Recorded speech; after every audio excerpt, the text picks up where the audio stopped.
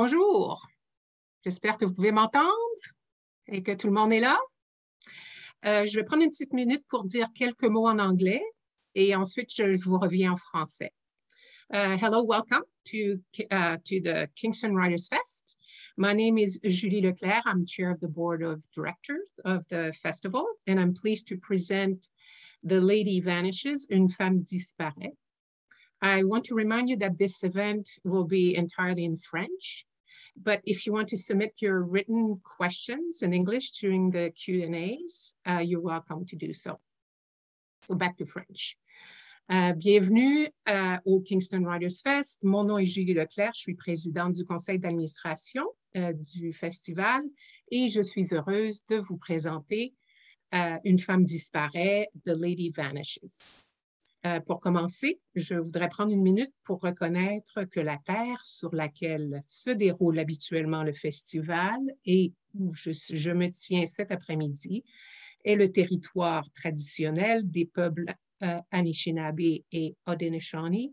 Nous remercions ces nations autochtones pour leur tutelle continue de cette terre.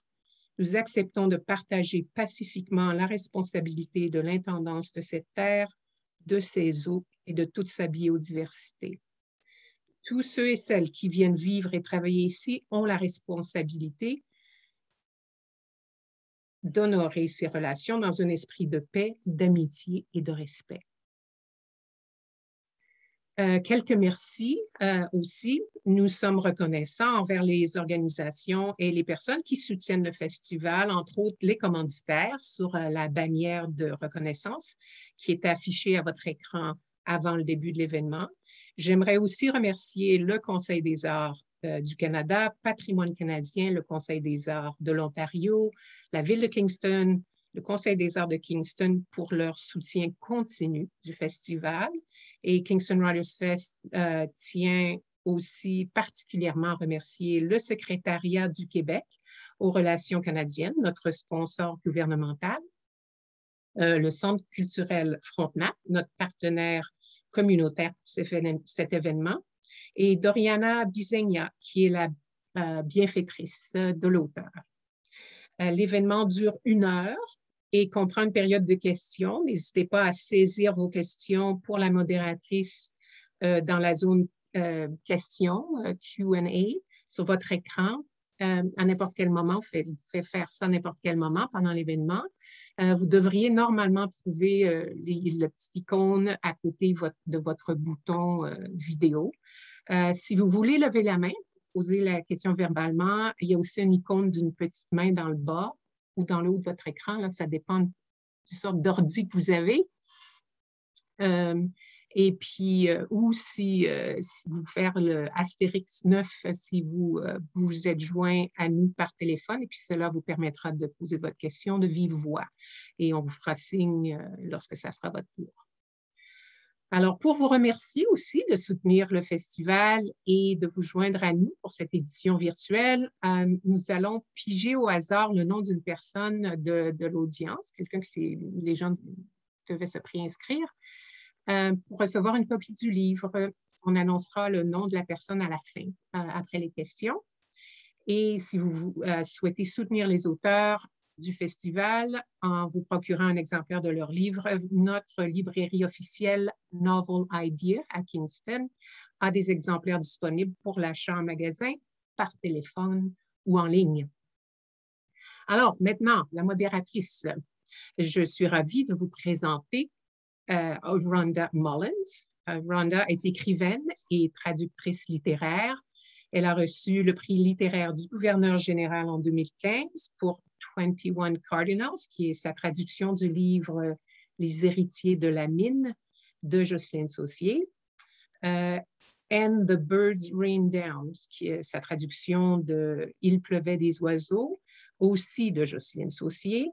C'est classé dans la liste Canada Reads du réseau anglais de Radio-Canada et le même livre a également été finaliste au prix littéraire du gouverneur général, comme l'ont été ses traductions de Guyana, d'Élise Turcotte, Le déclin de l'Empire hollywoodien de Hervé Fisher et Guano de Louis Carmin.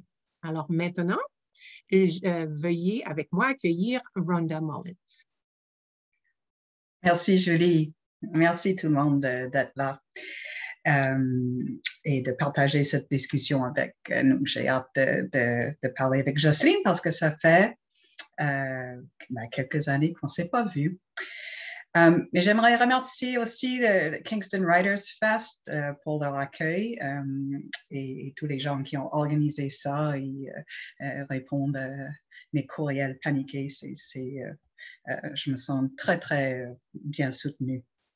C'est possible que je vais parler un tout petit peu en anglais si je ne trouve pas les mots en français, ça m'arrive. Alors, j'espère que vous aurez un peu d'indulgence et patience avec moi. Et aussi, je n'ai pas passé toute mon année sur Zoom, comme beaucoup d'entre vous. Alors, j'espère que tout va bien aller avec ça. Alors, pour présenter Jocelyne, quoi dire? Eh bien, she's a beloved Canadian novelist et ses romans sont lus au Canada anglais, français et partout dans le monde. Ces 5 romans ont été très, très bien accueillis, mais sans doute beaucoup de lecteurs la reconnaissent pour Il pleuvait des oiseaux. Mais maintenant, aujourd'hui, on va parler de son plus récent À train perdu, qui est sorti l'année dernière de édition XYZ. Et en anglais, c'était And Miles to Go Before I Sleep, sorti par Coach House Books dans la même année. Alors, beaucoup d'entre vous sans doute la reconnaissent pour Il pleuvait des oiseaux and the Birds Rain Down in English, qui a reçu le prix France-Québec, le prix des 5 continents de la francophonie, le prix des lecteurs de Radio-Canada et le prix littéraire des collégiens et encore plus, et qui a été adapté en film en 2019. Et cette année, elle a reçu la campagne de l'Ordre des arts et des lettres du Québec avec en bonne compagnie avec des icônes de la culture québécoise comme Robert Charlevoix et Elissa P. Isaac. Alors, bienvenue Jocelyne et merci beaucoup d'être là avec nous. Je pense que tu es toujours sur sourdine, alors il faut ouvrir le microphone.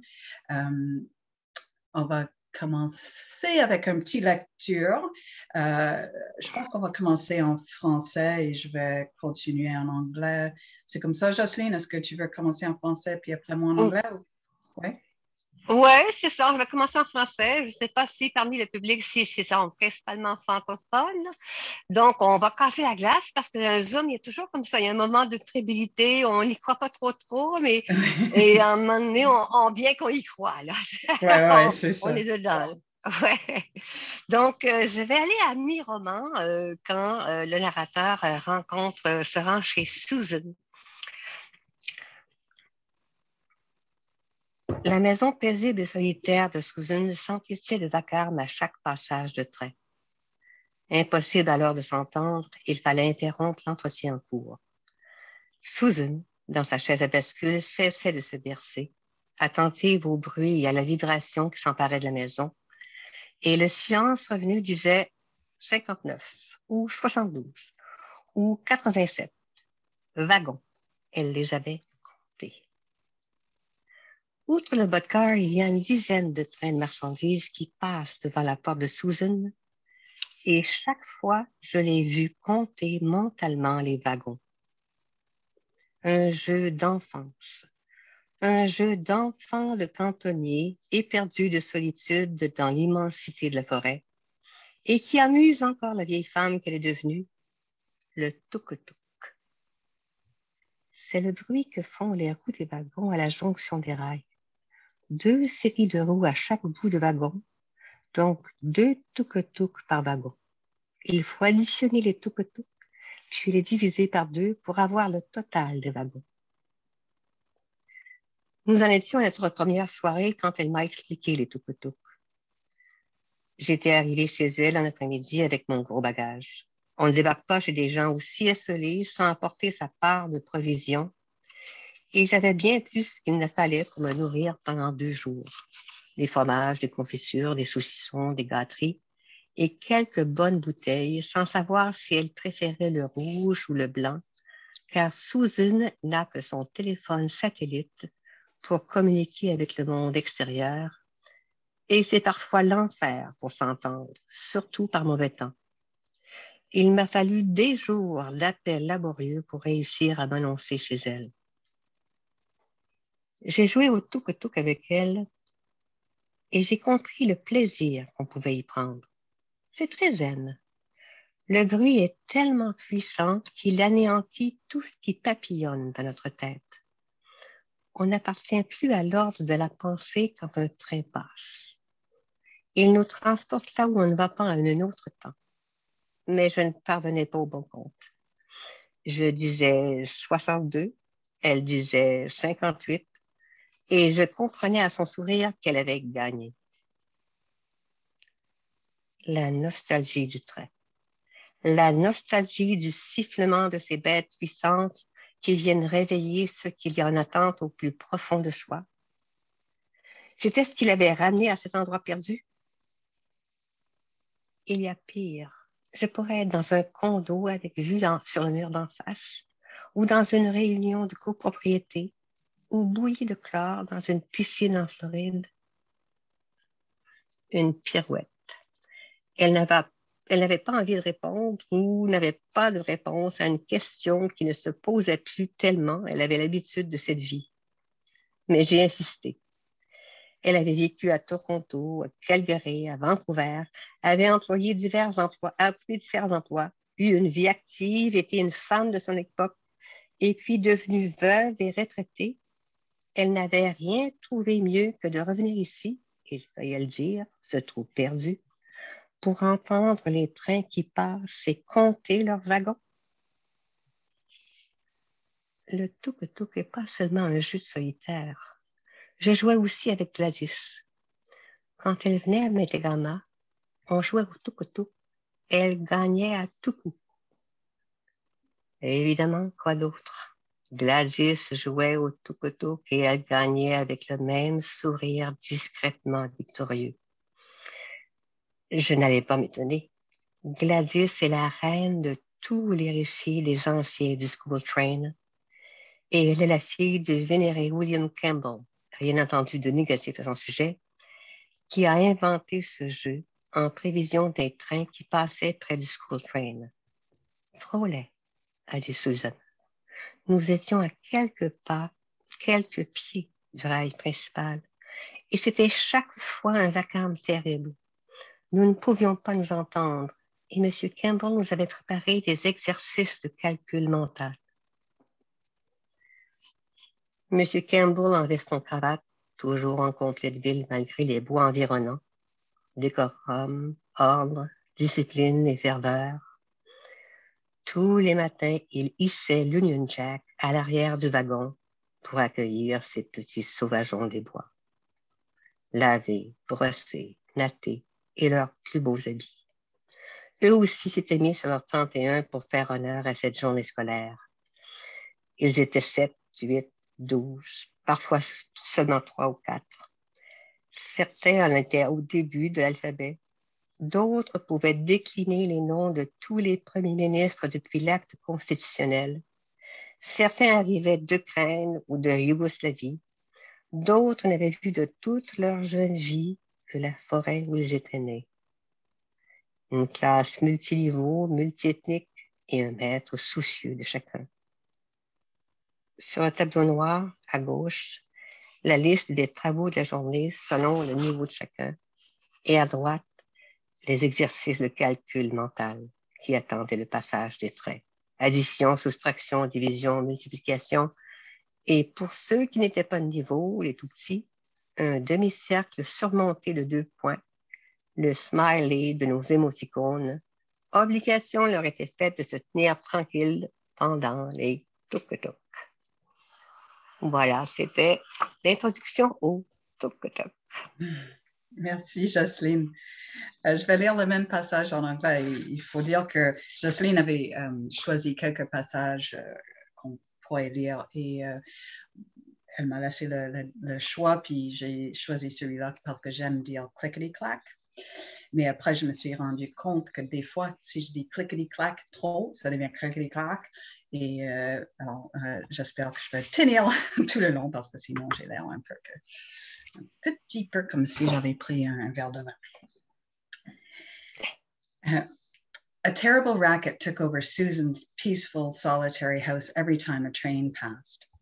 When one did, it was impossible to hear each other speak, and you had to stop any conversation.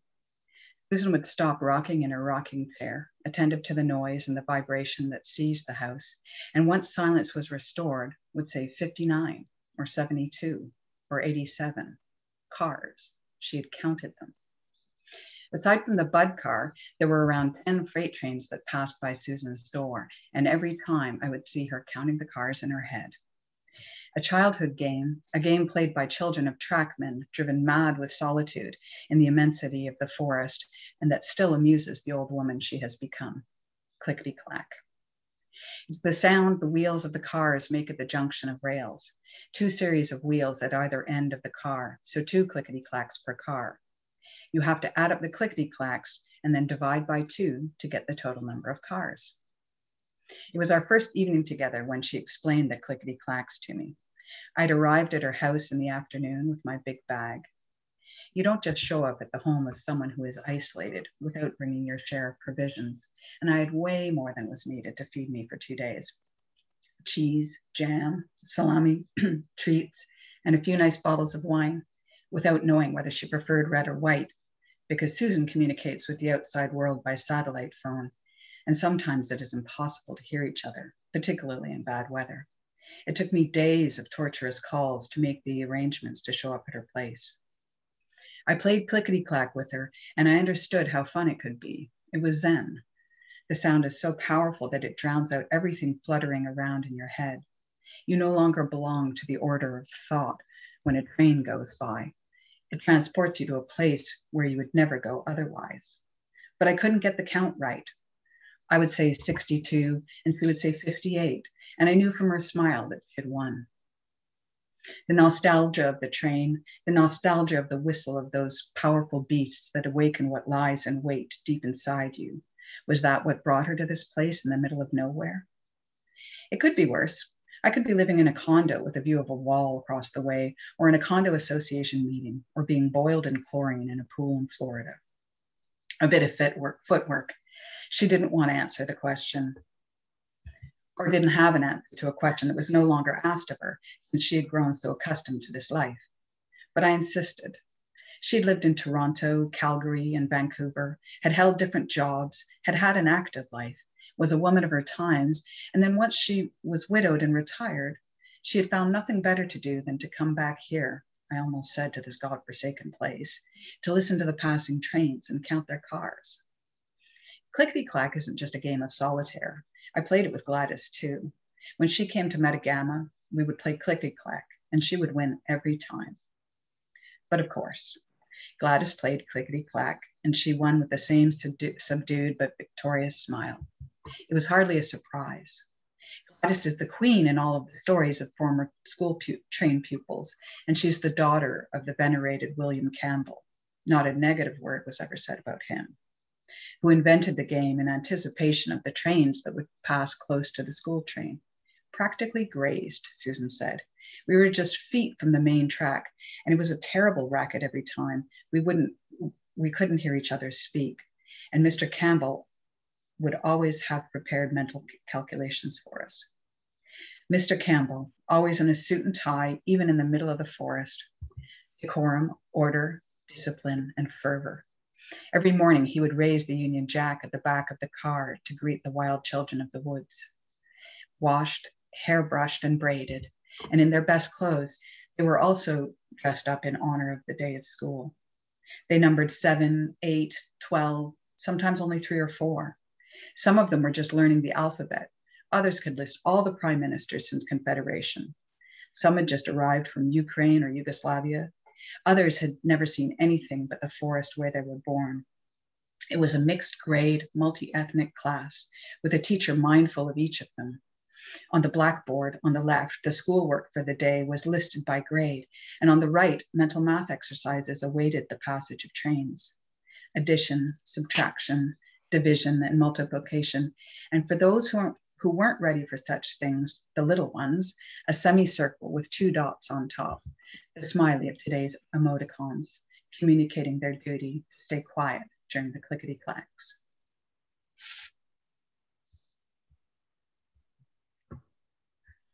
So, that's a lovely passage. Bon, alors, on rentre dans le vif du sujet. Mais je voulais commencer d'abord en te demandant, Jocelyne, parce que je sais que quand il pleuvait des oiseaux est sorti et après que tu as eu tous ces honneurs, ça t'a emmené un peu partout dans le monde pendant des années. Alors, puis là, cette fois, tu fais la promotion de À train perdu de chez toi. Tu n'as pas bougé. Alors, comment tu vis cette différence-là? Et c'est très différent. Oui, il y a eu d'abord le soulagement, d'abord parce que voyager comme ça, c'est très fatigant. Et le soulagement, je me sentais à la fin, je me sentais coupable de tous ces voyages en avion. Donc, l'empreinte écologique, on devient de plus en plus sensible à ça. Donc, j'étais soulagée pour la planète, pour ma propre énergie à moi. Mais c'est comme irréel. C'est comme si c'est rien passé. Je ne sais pas si... Bon, j'ai l'impression que le lecteur n'est pas là. Donc, je fais des zooms avec, comme toi, avec quelqu'un qui m'interviewe, mais les vrais lecteurs, je ne les trouve pas, là, je ne les vois pas. Donc, il y a quelque chose d'irréel. C'est ça. Donc, c'est comme si le livre s'était pas rendu à ses lecteurs. Je crois qu'on a vraiment besoin de se rendre compte par les festivals, par les salons, de se rendre compte que le lecteur existe vraiment. Oui. Ouais.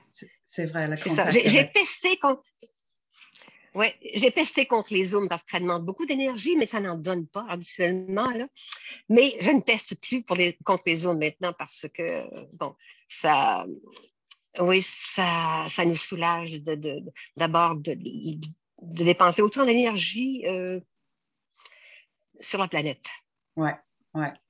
Et c'est vrai que le travail d'un auteur, c'est solitaire, mais après, si ça reste solitaire quelque part, oui, ça doit être un peu, devenir un peu, oui, irréel, justement. Oui, puis c'est sûr que, bon, mais ça enlève moins de temps, par exemple, pour l'écriture. On reste dans l'écriture. Et bon, et À train perdu, c'était tellement attendu. Et moi, quand j'ai lu la première page il y a quelques années, dans un exercice de traduction, et j'ai retrouvé ta voix, c'était un bonheur vraiment. C'était vraiment comme si je t'avais au téléphone de lire ta voix sur la page. On était tous très contents quand À train perdu est sorti. Et il me semble que c'est un peu un ode au train, c'est un hommage un peu, une célébration des trains. Et les personnages dans À train perdu, ils ont tous un peu leur lien, un rapport avec le train, peut-être par souvenir d'enfance, comme on a vu avec la lecture, ou c'est une connexion avec le monde extérieur, ou bien ils ont fait sucrer leur permis de conduire, alors ils prennent le train. Et je voulais te demander... c'est quoi la place des trains dans ta vie à toi? Oh, j'ai connu les trains. Bon, moi, il faut que vous sachiez que j'habite en Abitibi, dans le nord du Québec, mais que je suis originaire du Nouveau-Brunswick. Donc, et mes parents ont déménagé 18 fois en 18 années, donc on se voyageait entre le Nouveau-Brunswick et l'Abitibi. Et ma mère avait une grande nostalgie de Nouveau-Brunswick.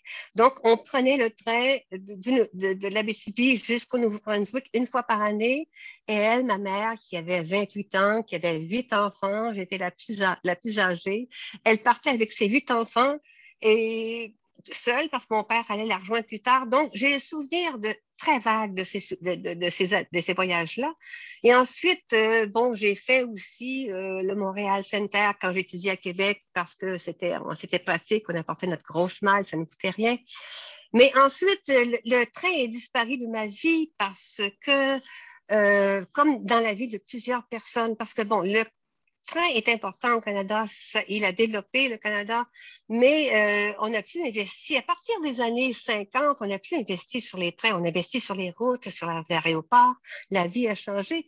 Mais le train est resté tel qu'il était dans les années 50. Là. Donc, ça prend autant de temps qu'il y a que dans les années 30 pour faire Montréal-Sainte-Terre. Ça prend 9 heures, 10 heures, 11 heures. Donc, c'est très lent, le train, là. Donc, avec la vie d'aujourd'hui, bon, sauf sur les grands axes de Montréal-Toronto, les gens prennent très peu le train. Donc, moi, est-ce que je suis trop longue ou bien parce que j'ai une histoire à raconter par rapport à ça, là? S'il te plaît. Tu veux que je la raconte? Oui. Donc, le train ne faisait plus partie de ma vie, mais un jour, j'ai pris le train pour aller à Toronto. J'écrivais « Il pleuvait des oiseaux ». Et puis, j'ai pris le train à Cochrane pour aller à Toronto. Je faisais du repérage. Je cherchais un lieu où pouvait avoir lieu quelque chose dans le roman. Et bon, c'est un train comme tous les trains du Nord. C'est sans confort, c'est très lent, avec des retards incroyables. Des retards de 6, 7, 8 heures. On ne sait jamais quand on va monter sur le train, quand on va descendre du train. Donc, j'ai pris le train à Cochrane pour me rendre à Toronto. Et de mon siège, je voyais une dame âgée, seule à son siège, avec sa pile de sandwich et ses magazines, et qui, pendant tout le trajet, elle ne s'est pas levée de son siège. Il me semble qu'elle n'est même pas allée aux toilettes pendant les 9, 10, 11 heures de trajet. Et elle n'a parlé à personne, même pas quand le train s'est arrêté derrière un train de marchandises pendant 2 heures et que tous les gens se parlaient entre eux, puis c'était devenu comme une rue de village. Et je regardais cette femme-là et je me demandais, mais qu'est-ce qui la tient immobile à ce siège? Est-ce qu'elle a peur? Est-ce qu'elle est menacée? Est-ce qu'elle fuit quelqu'un, quelque chose? Est-ce qu'elle connaît sa destination? Alors, j'ai su que j'avais un personnage de roman. Cette femme-là, que si je la rencontrais, je ne la connaîtrais pas parce qu'elle est devenue Gladys, une femme âgée qui, matin d'automne, monte sur un train sans bagage, sans destination et qui va errer pendant des jours sur un train et sur un autre. Donc, pendant tout le temps que j'écrivais ce livre, je me posais des questions sur les motivations de Gladys, comme je me posais des questions sur cette femme-là que j'ai vue dans un train. Je me posais des questions sur qu'est-ce qui la tient en errance sur les trains. Je me suis posé des tas de questions sur elle. Donc, c'était mon histoire de train. Et tu les as répondues un peu dans le livre. J'adore les trains pour ça, justement, parce qu'on se met à imaginer avec qui on partage notre espace. C'est souvent très agréable. Oui, c'est un lieu sécurisé, c'est des grosses machines, c'est puissant. On est dans un petit cocon, on est protégé, on est en dehors du monde et c'est l'expérience de la lenteur. C'est pas ici au Canada, c'est pas comme en Europe. C'est très lent, les trains. Ouais. Et alors, Gladys utilise le train pour disparaître quelque part, pour réapparaître plus tard. Mais je sais que dans tes romans, il y a souvent des gens qui disparaissent. Dans Jeanne sur les routes, je ne raconterai pas parce que ça arrive vers la fin, mais il y a une disparition. Sur les héritiers de la mine, c'est construit autour d'une disparition très compliquée. Et il pleuvait des oiseaux. Nous, on partage la disparition d'un groupe de gens que, vers la fin de leur vie, ils se retirent en forêt pour pouvoir garder le contrôle. Alors, je me demandais, est-ce qu'il y a quelque chose, et après on est Gladys qui disparaît par train, mais je me demandais s'il y a quelque chose avec la disparition, avec ce thème qui t'attire ou qui te perturbe, ou est-ce que tu as même remarqué que c'est souvent là? Oui, ben, j'ai remarqué, après Jeanne sur les routes, je me suis rendu compte, oui, qu'il y avait un terme récurrent dans mes romans. Puis maintenant encore, je me pose la question, mais pourquoi je m'intéresse tellement à ce thème-là? Parce qu'il n'y a rien à la magie, là, il n'y a pas de personne disparue qui m'ait réjouie ou attristée, là. Mais je crois que c'est peut-être encore, bon, il y a un thème souvent qui revient dans mon œuvre, c'est la liberté. Et c'est la liberté, donc dans la disparition, c'est la liberté que se donne une personne de disparaître de sa vie, de recommencer une autre vie. il y a ça. Donc, peut-être que c'est ça, et peut-être que, puis je sais que on a peut-être tous aussi ce sentiment-là à un moment donné de notre vie, de vouloir disparaître de notre vie, d'être quelqu'un d'autre ou de vivre autre chose. Il y a quelque chose, je crois qu'on a tous ce désir-là de mener de disparaître de notre vie. Oui. Ouais. Et j'ai remarqué, parce que j'ai écouté quelques entrevues avec toi pour me préparer un peu, puis avec pour l'Ordre des arts et des lettres du Québec, il y avait une petite entrevue que j'ai vue où tu expliques que tu écris un peu parce que tu as besoin de vivre des vies autres que la tienne et que ta vie ne te suffit pas. Et ça grandit ta vie. Alors, ce n'est pas une question de vraiment disparaître de ta vie, mais disparaître de façon, de moment à un autre, dans une vie d'un autre. Mais je voulais te demander, qu'est-ce que ça fait d'accumuler des vies comme ça? C'est la même chose que quand on lit. Quand on lit, on vit d'autres vies. Moi, je suis riche de toutes les vies que j'ai lues, puis j'en ai lu beaucoup dans ma vie.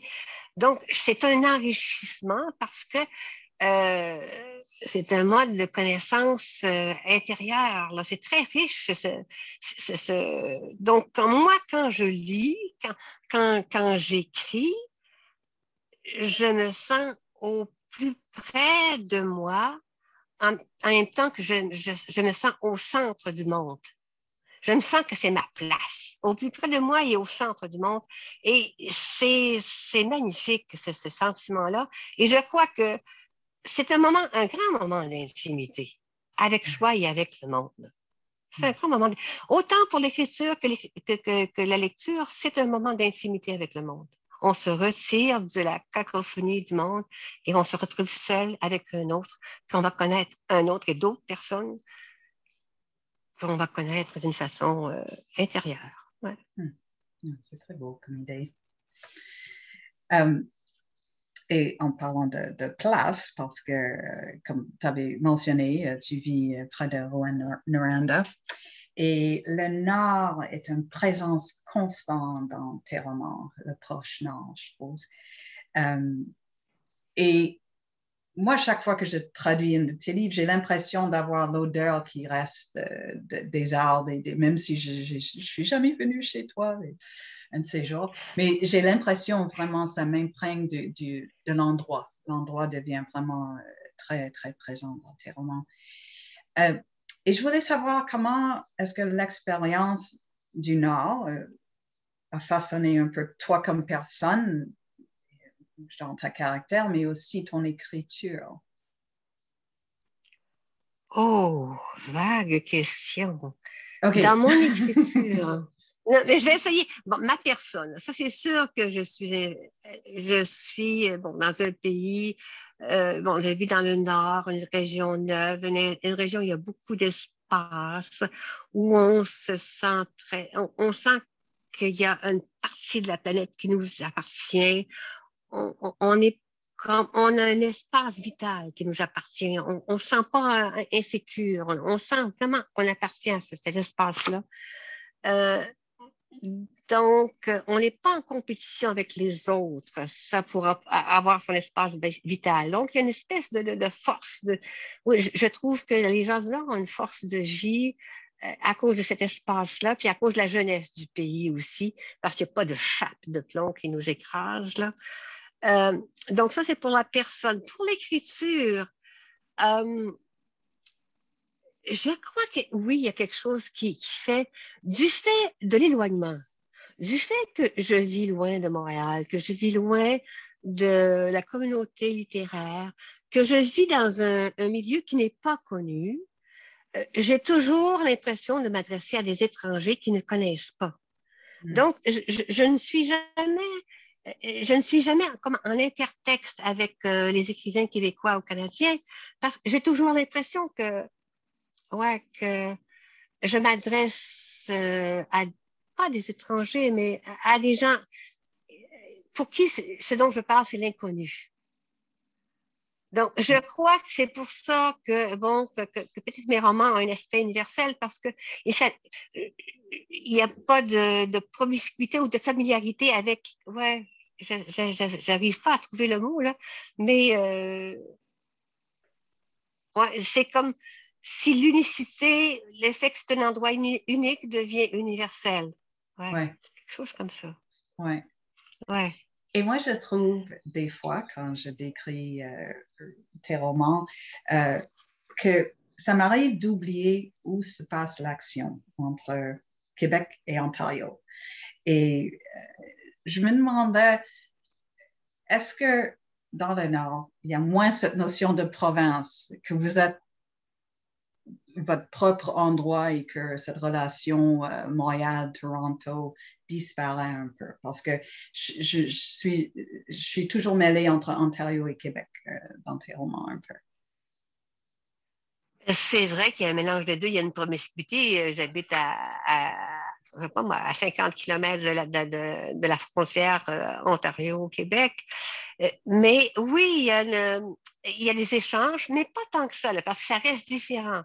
Nous sommes de culture francophone, l'Ontario est de culture anglophone, et ça se sent autant aussi dans l'organisation sociale. Tu sais. Mais oui, il y a des échanges parce que ces gens-là ils viennent de tout partout, et donc il y a ce sentiment-là que bon, qu'on est en pays neuf, qu'on vient de tout partout, donc les relations sont plus faciles parce que la- les- l'emprise familiale, comme bien souvent les gens vivent loin de leur famille, ont vécu loin de la famille, l'amitié, les rencontres sont plus importantes, l'amitié devient plus importante bien souvent que la famille. Euh, oui, oui, je dirais que il y a une grande ressemblance entre les deux pays, que ce soit au niveau du territoire, que la façon d'appartenir à la vie. Il y a une autre façon d'appartenir à la vie ici. Et il y a beaucoup d'endroits isolés là, comme ça qu'on peut croire en dehors du monde, mais c'est une autre façon d'appartenir au monde. Que tu décrirais Ouais. comment cette autre façon d'appartenir au monde? Euh, on sent on sent qu'on ne dépend que de ses seules forces. J'ai une boutade pour ça. Je dis ici, à la BCI ou dans le Nord-Ontario, dans le Nord, quand on veut du pain, on se le fait. Puis quand on veut du fun, on se le fait aussi. Donc, on n'attend pas. Donc, c'est ça, c'est l'autonomie. Donc, on n'attend pas que les autres nous apportent des choses, il faut le faire soi-même. Donc, l'éloignement fait ça, l'isolement fait ça. Donc, oui, il y a cet esprit que on attend, on ne dépend que de soi. C'est drôle, il y a un drôle de lien entre l'individualisme qui est ici et l'esprit de communauté. Il y a un Okay. drôle de lien, ouais. Ouais. C'est un peu comme en anglais quand on dit necessity is the mother of invention, que quand il faut avoir quelque chose, on devient très créatif pour le faire nous-mêmes. Ouais. Ouais. Mais et je crois que il y a eu une époque, autant ça je le sentais aussi là, dans le Nord de l'Ontario, puis en Abitibi, où on se sentait colonisé par le Sud, puis on se sentait oublié, puis on devenait bravache, qu'on disait ah non, les gens de Montréal ou les gens de Toronto. Mais je crois que ça dit parce que maintenant les gens circulent beaucoup, puis il n'y a plus cette rancœur-là là, maintenant. Heureusement. Ben, je Ouais. veux te poser une question sur la traduction, bien sûr, parce que ça me fascine. Alors, tes romans ont été traduits dans beaucoup de langues, c'est sûr, et Il pleuvait des oiseaux, je pense que c'était une quinzaine ou plus de langues. 17, ouais. Ouais. Et puis là, À train perdu, c'est en route traduit dans beaucoup de langues aussi. Puis Il pleuvait des oiseaux aussi a été adapté pour le cinéma. Et une des choses que j'admire chez toi, c'est ta capacité de laisser tes romans vivent leur propre vie après que tu les mets au monde. Il y a une ligne assez claire que pour toi, il me semble. Alors, est-ce que c'est quelque chose qui te vient de façon naturelle ou est-ce qu'il a fallu apprendre à laisser le roman faire son parcours dans le monde? Il y a deux choses. Il y a la traduction et l'adaptation cinématographique qui est très différent. La traduction, dans le lien, on reste toujours au niveau des mots, on est dans le monde des mots. Donc, il y a une traductrice, bon, je vais dire traductrice parce que le métier est largement féminin, là, mais donc l'histoire reste la même, les personnages restent la même, mais c'est juste qu'il va se rendre dans une autre culture à travers d'autres mots. Donc, ça reste un livre, ça reste un roman. Alors que l'adaptation cinématographique, comme c'est un autre langage, je sais que le roman va être transformé et c'est une autre création. Ça, je l'ai accepté. J'ai accepté ça. Et puis, il faut dire donc que j'étais surtout curieuse de voir. Écoute, Écoute, quand les gens viennent me parler de mon livre, j'aime ça, puis je leur demande toujours, mais vous êtes rendu à quelle page? Parce que j'essaie d'imaginer comment ça se passe dans son imaginaire, parce que je sais que le livre que j'ai écrit n'est pas le même que celui qu'il lit. Alors, et bien souvent, j'ai l'impression que le livre qu'il lit est meilleur que celui que j'ai écrit. Mais moi, je ne peux pas lire dans son imaginaire. Un privilège que lui, il a, il peut lire ce qu'il y a dans mon imaginaire. Alors, quand Louise Archambault a fait l'adaptation cinématographique, j'avais la curiosité de voir le livre qu'il était devenu dans son imaginaire. Donc, c'était la curiosité qui m'animait face à l'adaptation cinématographique. Alors que, mais pour ce qui est rapport à la traduction, c'est un vrai plaisir. Moi, d'abord, j'adore les traducteurs, j'adore cette race de monde-là qui vivent dans les mots, qui se mettent au service d'un texte, qui n'ont pas d'ego. Et j'adore ça. Moi, j'adore quand les relations avec les traducteurs, les traductrices, parce que euh, on, je vois ce qu'elle a compris. J'adore ça, ce travail-là. Et je vois aussi les difficultés que un même roman va rencontrer à travers différentes langues, selon la culture. Ça, c'est très intéressant à voir. Tu sais, par exemple, le mot forêt, que toi, tu peux très bien traduire en anglais. Puis toi, tu as cet avantage-là, tu m'as dit ça une fois, que mon univers romanesque, tu connais le territoire, tu connais la culture, tu connais les gens, donc il était facile pour toi de traduire. Et donc le mot forêt est pas étrange pour toi. Alors que par exemple, pour ce qui est en allemand, la traductrice n'a pas voulu utiliser forest parce que forest, je ne sais pas ce que c'est le mot anglais pour forêt, mais ça décrivait quelque chose de trop circonscrit, quelque chose d'apprivoisé, c'est comme un jardin. Alors, elle a utilisé un autre mot qui voulait dire comme le plein air ou le grand espace. Donc, c'est très intéressant. On est toujours dans le niveau de la langue et moi, j'adore ça toujours. Je suis dans le travail de la langue. C'est un vrai plaisir de travailler avec les traductrices. Bon, et surtout bon, avec toi, où il y a bien une traductrice espagnole, je peux lire l'espagnol aussi. Donc, je vois ce qu'il est devenu et bien souvent, je sais très bien, là, comme dans À train perdu, il y a une phrase que tu as traduite. Je dis, ah, c'est ça que j'aurais dû écrire. Parce que, oui, parce que je trouve que parfois tu l'as amélioré. OK. Oui. Je ne sais pas si je suis d'accord, mais bon, on essaie d'approximer au moins le plus qu'on peut. Ouais. Mais je me demande justement qu'est-ce que les autres pays vont faire avec le train, parce que tu décris tellement bien comment c'est être sur un train, exister sur un train au Canada.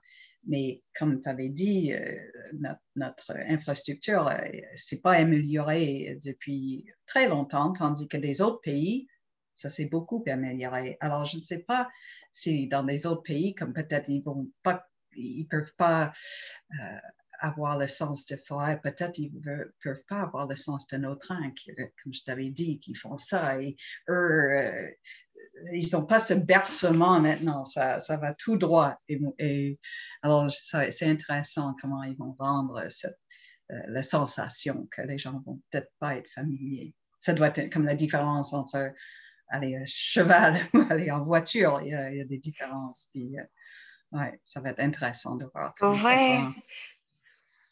ouais, j'ai fait, c'est avec un journaliste belge. Puis il m'a dit, mais c'est très exotique, ce roman-là. Mm. Alors moi, mais bon, mais je lui ai dit, ben écoutez, je crois qu'il est même exotique pour bien des Canadiens et bien des Québécois, parce que c'est sûr que plein de gens qui ne sont pas promenés sur les trains du Nord ne connaissent pas. Bon, ils connaissent le ballottement qu'il y a sur le train qu'il y a entre Montréal et Toronto, mais ils n'ont pas connu les trains du Nord. Puis cette espèce de convivialité qui s'établit au bout de 5-6 heures de train Ouais. parce qu'il y a un seul. Donc, c'est une aventure humaine. À chaque fois qu'on prend un train du Nord, c'est une aventure humaine. Donc, Ouais. je crois que c'est même, ça devient exotique même pour les Canadiens qui vivent dans le coin de Toronto, là. Ouais, sans doute. Au Kingston. Au Ouais, Kingston. Kingston. Ouais, où il passe beaucoup de trains. Bon, mais il nous reste un petit quinzaine de minutes. Alors, je voulais voir s'il y avait des questions pour Jocelyne la public. Vous pouvez les écrire dans la boîte Q&A en bas de, je crois que c'est en bas de votre écran. Quelque part sur votre écran, il y a une boîte Q&A. Et puis, vous pouvez les poser en anglais ou en français, puis on va traduire. Il n'y a aucun souci là-dessus. Et peut-être en attendant voir, je peux te poser une petite question sur les school trains. Parce que moi, j'étais étonnée d'entendre cette notion que des wagons qui allaient de village en village pour enseigner les enfants et les laisser avec des devoirs et tout, et qui allaient à l'autre endroit. Est-ce que c'est quelque chose qui est très connu? Est-ce que c'était juste moi qui n'avais jamais entendu parler de ça?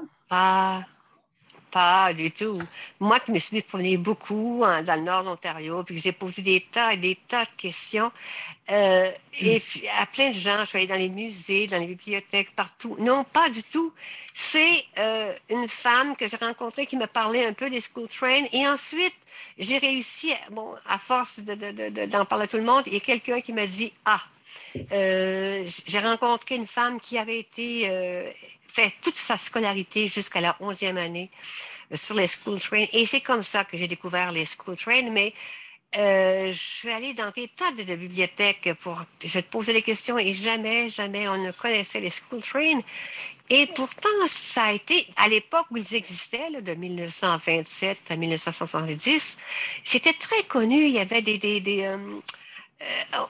c'était une grande fierté canadienne, ça.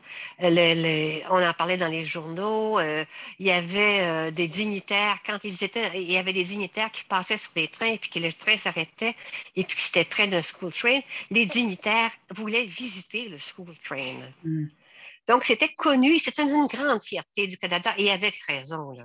Oui. Il n'y a pas eu ça ailleurs. Ils ont eu une expérience en Nouvelle-Écosse, je crois, mais ça n'a pas été, réussi, là. Ouais.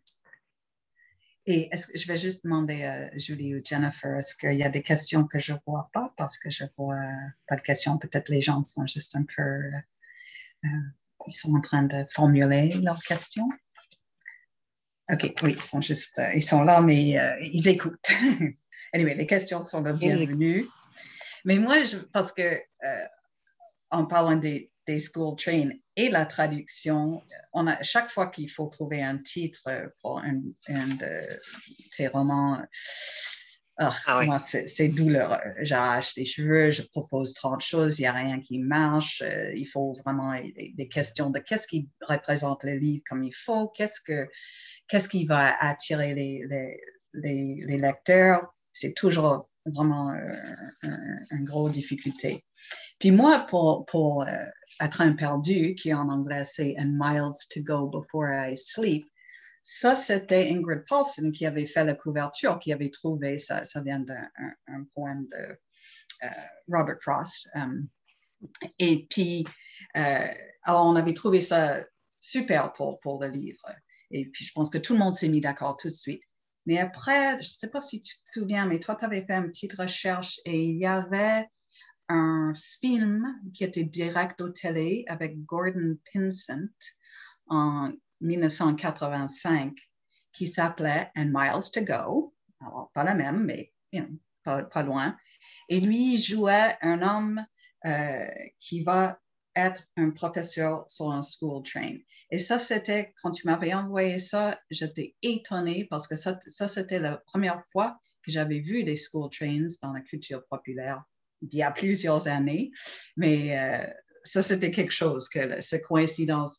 Et pour moi, ça venait confirmer le titre un peu. Des fois, on a des petites confirmations des titres. Et comment ça se fait pour toi d'avoir un changement de titre comme ça? Est-ce que ça, c'est douloureux? Je crois, écoute, dans certains cas, comme à train perdu, je crois que le mot train pose un problème à la traduction. Ça évoque des choses qui est trop contraint, c'est trop contraignant. Et je crois qu'à train perdu va avoir un titre différent d'une langue à l'autre. Ce qui est tout à fait différent pour Il pleuvait des oiseaux. Il pleuvait des oiseaux, ça a été traduit en 17-18 langues et ils ont tous gardé à peu près le même titre selon sauf en allemand où ils trouvaient que le titre était trop poétique, trop fleuri, là. Donc, ouais, c'est difficile de trouver un titre. Autant pour moi, quand je dois trouver un titre, pas tellement le trouver. Comme À train perdu, je l'ai eu à mi-roman. Je savais que au départ, ça s'appelait Chronique à train perdu. Puis, à force d'en parler avec mon éditrice, bien, elle-même, elle faisait un raccourci, elle disait À train perdu, en parlant du roman qui était en écriture. Donc, c'est devenu À train perdu. Et puis, Il pleuvait les oiseaux, bon, ça a été une autre chose. Je l'ai reçu comme un cadeau. J'aurais toute une histoire à raconter. Bien souvent, là, écoute, bon, un roman raconte une histoire. Mais derrière l'histoire que raconte un roman, il y a une histoire. Comme l'histoire que je t'ai racontée, la femme que j'ai rencontrée sur un train qui était à la base de ce roman-là, Train perdu. Donc, il y a comme l'histoire du roman qui est parfois qui est aussi intéressante, mais parfois, il y a aussi pour les titres.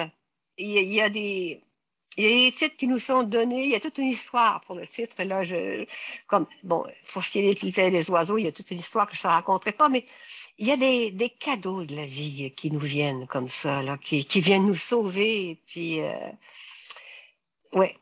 Mais le train, le titre, je te comprends d'avoir cette angoisse-là quand vient le temps de trouver un titre, parce qu'on en discute beaucoup, toi et moi, et Elana, l'éditrice chez Coach Ouch. Et oui, c'est vrai. Mais je l'ai trouvé, mais c'est quand vient le moment de le proposer à l'éditeur, là, je sais qu'il va y avoir des discussions très longues, qu'il va me proposer ci, que je vais pas. Voilà, c'est ça. Ouais. Mais c'est vrai que, ouais, c'est quelque chose. Mais moi, j'aime beaucoup tes titres. Beaucoup. Oui, OK, mais c'est toujours, c'est vraiment, et souvent, ce n'est pas mes titres, c'est tout un comité qui se met là-dessus, puis mais je trouve ça un moment très douloureux de la traduction. Et je me souviens, avec Il pleuvait des oiseaux, nous, on avait comme idée And the Birds Rain Down, qui est une traduction très, très, très proche. Mais notre souci était que peut-être c'était un peu trop poétique. Et je me souviens que je t'avais parlé de ça et tu m'avais dit qu'en français, je trouvais ça peut-être un peu trop poétique aussi. Et puis c'est là que ça nous a confirmé parce que c'était un peu le même souci, esprit, je ne sais pas, ça nous a rassurés qu'on a passé par le même processus un peu. OK. Mais tu sais que tu dis, c'est... Oui? Continue. J'avais une question, mais continue. Mais j'aime beaucoup, moi, ces discussions-là. Là. J'aime les discussions avec toi sur des phrases, sur un mot. J'adore ça. J'adore ça. Ouais. Je pense qu'on a une question. Je vais voir si je peux... OK. Ça dit la question de Joy. Merci, Joy. La traductrice a-t-elle consulté l'auteur durant le processus de traduction? Non, c'est une très bonne question parce que, oh non, je peux pas. Vraiment, je la consulte à la fin. Oui. Parce que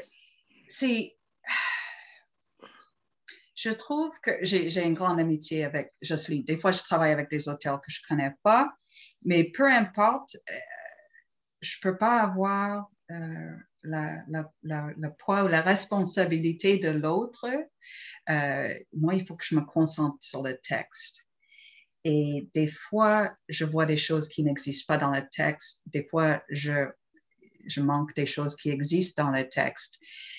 Mais pour juste faire, il faut que je continue sur un élan où je ne me pose pas trop de questions. Et c'est vraiment à la fin. Et Jocelyne était très généreuse et patiente parce que le premier roman qu'on a fait ensemble, j'avais, je ne sais pas, peut-être 200 questions. Maintenant, j'arrive à peut-être il y a une trentaine ou une quarantaine. Mais c'est ça. Alors moi, je me retire de l'auteur pour le retrouver après. Et c'est comme ça un peu que je traduis aussi. Je fais la traduction et après, il faut que je retire un peu le français pour le retrouver après. Alors, c'est un peu comme ça que je travaille. Et avec Jocelyne, je pense, parce qu'on a fait plusieurs romans ensemble, je ne sais pas comment tu vis ça, les questions, la consultation, si ça te préoccupe, si on n'est pas en contact pendant le processus. Ben, écoute, c'est sûr que je sais maintenant comment tu fonctionnes. Tu sais. Je sais que tu fais ce qu'on appelle un premier draft, là, un premier brouillon, et puis que tu y vas à fond de train, et puis qu'ensuite viennent les questions. Mais comme on se connaît depuis longtemps, puis que bon, c'était le 4e roman que tu traduisais. Et puis aussi, dans ce cas-ci, bon, tu connais l'univers des trains parce que tu avais traduit pour, je me souviens plus, Canadien National. Donc, tu connais, il y avait tout l'aspect technique dont tu étais dégagé parce que tu étais très à l'aise. Non, moi, j'adore ça. Quand je reçois un courriel de toi, j'adore ça. C'est du bonbon, là. Parce que je sais. Mais maintenant, je me souviens, quand on a travaillé sur le premier livre, Jan's Road, Jeanne sur les routes, et puis que tu me posais une question, là, j'ai cherché à te donner le sens profond, philosophique, tout ça. Quand t'en fais compte, bien souvent, il y a ça aussi, là, tu veux dégager l'aspect poétique, mais tu veux juste le voir. Tu veux le voir, ce qui se passe. Tu veux voir la chose. Tu veux le sentir. Donc, c'est beaucoup plus qu'il faut que je te donne à voir, à sentir, à vivre. Donc, oui, je vais moins là, me questionner moi-même sur ce que je dois te dire. J'y vais beaucoup plus simplement maintenant. Ouais. C'est... Ouais, parce que c'est souvent, ouais. c'est ça, je me sens comme, toi, tu crées un monde. Moi, je me mets dans ce monde et je regarde autour, je regarde l'histoire et ce qui se passe. Mais des fois, justement, il y a des petits trucs que je ne vois pas. Et c'est ça qu'il faut souvent clarifier. On a juste une minute qui reste. Je ne sais pas s'il y avait... non, on n'a pas de questions ouvertes.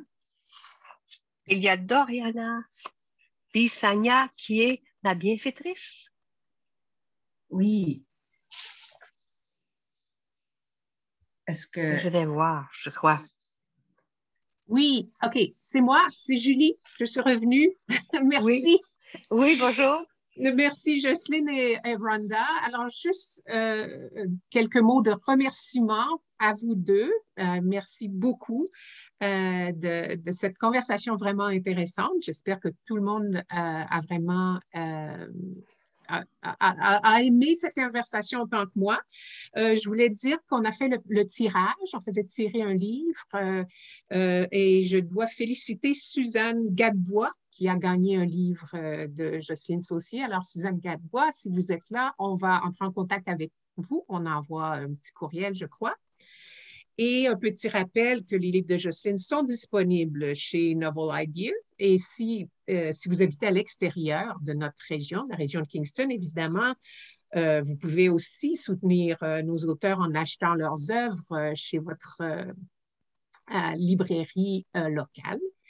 Et alors, Encore une fois, je vous remercie de vous être joints à nous et de soutenir Kingston Writers Fest. Assurez-vous de consulter notre site web pour le reste de notre programmation et voir au reste des gens qui ont passé cette heure avec nous.